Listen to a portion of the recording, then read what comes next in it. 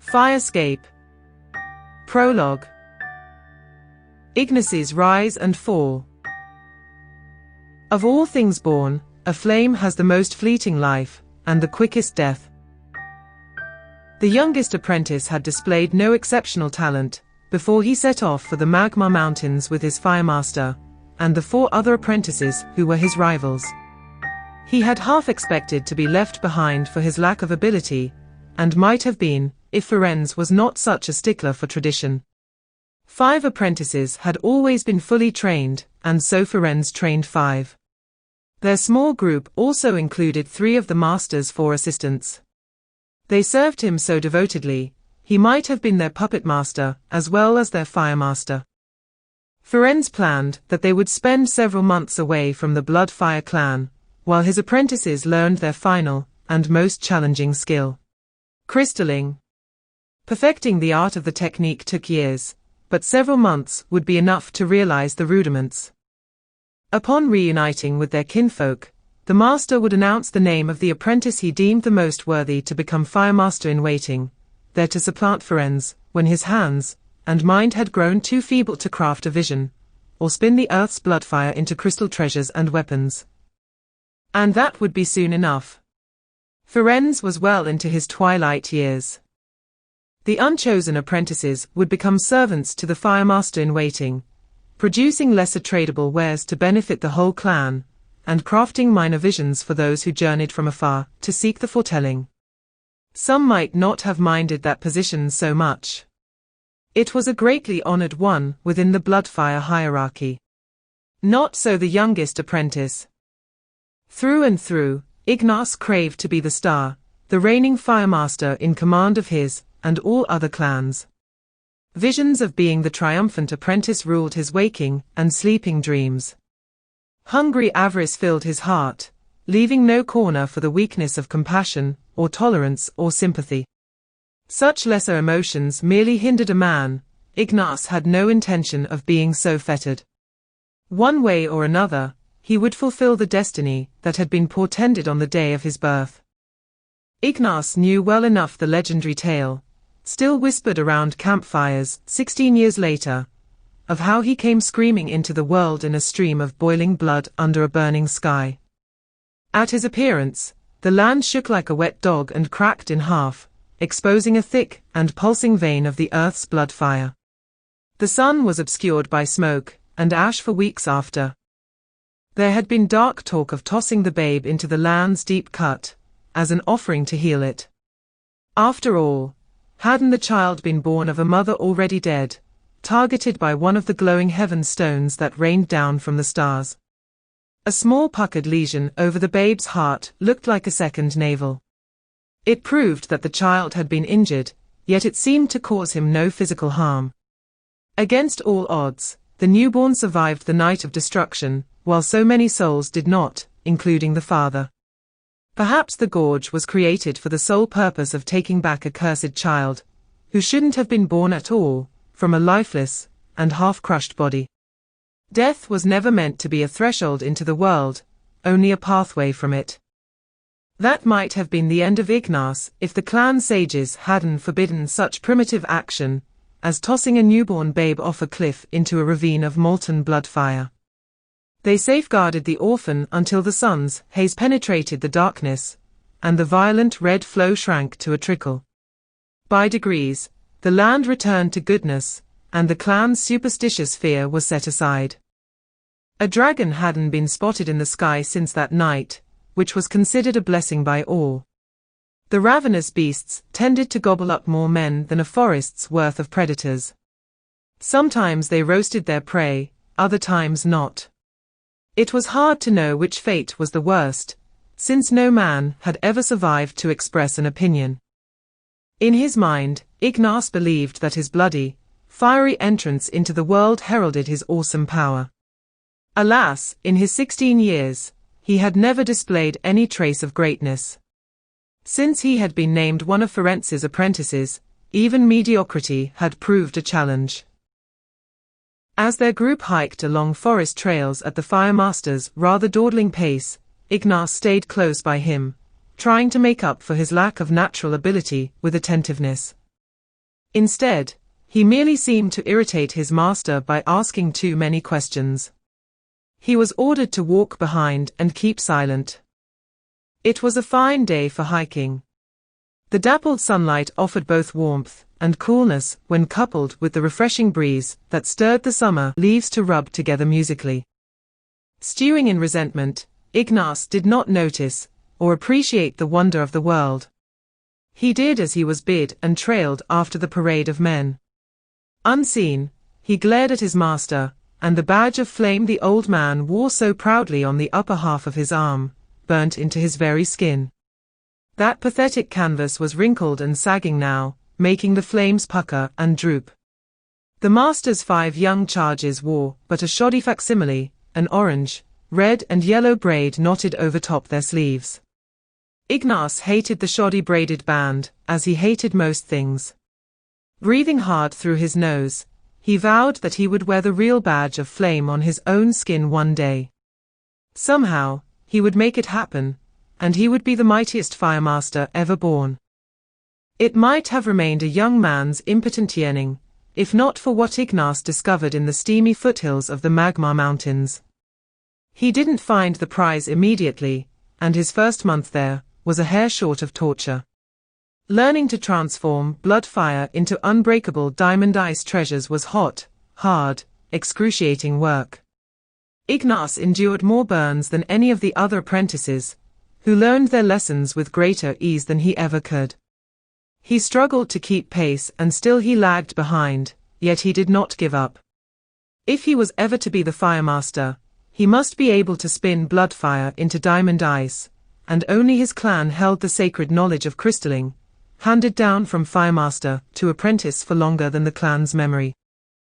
The original source of that knowledge was dragons, or so bloodfire lore held. As the legend was told, the first firemaster had been born an ordinary man. He had lived a mundane life, until he was rewarded with a cup of potent dragon's blood for his good deed of hammering a trapped dragon's tail free from a hardened wash of blood fire-turned rock.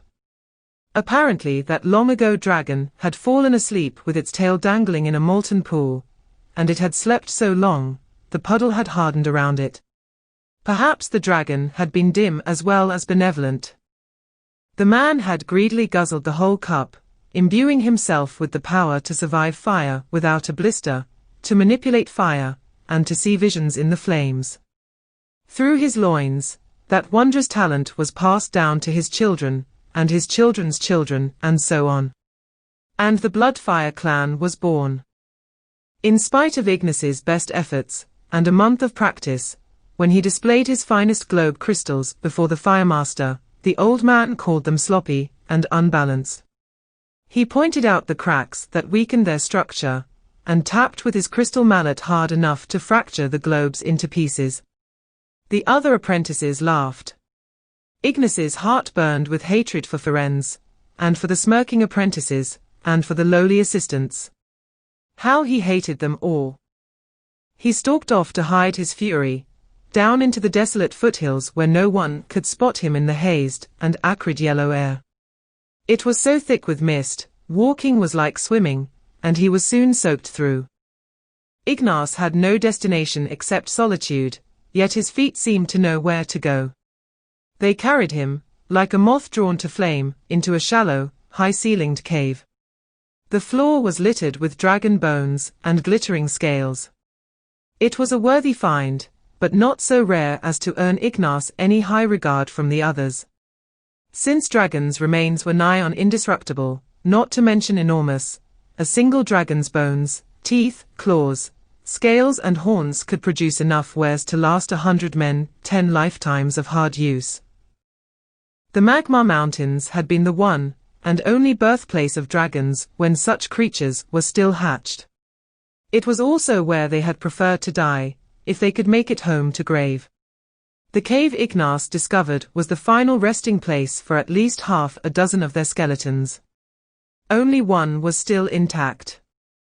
An enormous ribcage soared gracefully up from the ground.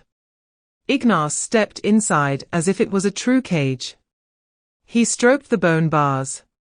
They invited his touch, being so velvety smooth.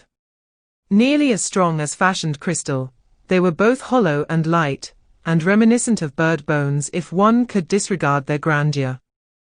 The mystic mood of the place was enhanced by the dim light that was broken into rainbow colors by the mist. It danced over the bones so that they flickered with greens, deep blues, violets, crimsons, oranges, and ambers. A carpet of shed scales sparkled like a gathering of grounded fireflies. Stepping lightly on the sharp scales, Ignace trespassed deeper, tracing the snakish neck of the once dragon all the way to its long skull. Spiraling horns still capped it, jutting taller than a man. This dragon had been a male that had died in its prime. The near-eye socket stared hollowly at Ignace, above a mouthful of pointy fangs. He felt like he was tempting death itself to stand there and stare back. A shiver went through him. He shifted his eyes, and that's when he noticed a small hole, and not a natural one. It cleanly pierced the dragon's thick skull, in a way nothing of the earth should have been able to do. And yet the hole was no larger than Ignace's finger. Filled with a sense of foreboding, he retreated to the ribcage as if it could shelter him. He was less cautious of the scales, and stabbed his foot deep enough to release a trickle of blood into the earth. A stringy root snagged his toes, and he tripped. It was an odd place to find a root, since nothing grew in the dusky cave. Curious, Ignace traced the length into the rusty sand. He pulled on it, and what emerged was less a root, and more a sinewy cord, or a thick dried vein. It kept coming out, longer and longer, as if Ignace was hauling a fish from a pond.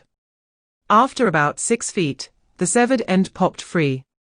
Of course there was no dangling fish, but there was something inside the leathery cord itself, near its end. Ignace fingered the hard object. Intrigued to know what it was, he tried to rip it free. He lacked the strength. From his pack, he removed the fine crystal blade he had stolen from his firemaster. He made an incision in the cord and shook the object into his palm. As soon as the pebble's icy coldness touched his skin, an odd jolt shot through his body, all the way to his chest. The puckered wound over his heart, that had marked his skin since birth, throbbed with some odd combination of icy cold and fiery heat. The sensation was unpleasant, and not unlike being stung by a jelly bat's tongue. Ignace raised the stone up into the misty light for a better look. In shape and texture, it was more faceted crystal than rough pebble, yet no bigger than the end of his thumb. It was uncommonly weighty, given how little of it there was, and so very black. It seemed to suck the meager bits of rainbow light inside its glassy self, and trap them there. Ignace cupped it in his palm. His heat didn't warm the unnatural chill. The opposite happened. His warmth was robbed by the crystal, and it shimmered, but in a very different way from the diamond ice crystals Ferenz was teaching them to fashion. This was more of a red quiver in the black heart of the stone, and Ignace fancied a bit of himself went into his find and stayed there. The ravenous ambition in him had found a home in the stone, and it liked it in there. In trade for what the stone took, in some enigmatic way, it felt like he was gifted a missing part of himself. He felt potent, stimulated, fierce. He smiled, a rare thing, and if anyone had been there to witness that predator's smile, they would have shivered and snuck away unseen. The youngest apprentice didn't show his master the treasure he had found. It was his and his alone. He kept it wrapped in a kerchief, and tucked deep in his pack. He didn't even show the other apprentices, who he resented with a passion that was twistedly pleasurable in its intensity. That night, Ignace slept with the crystal tucked into his belt, pressed against his skin. His dreams were filled with vivid visions of death, and rebirth, and fiery power, and flying, and the smallness of men.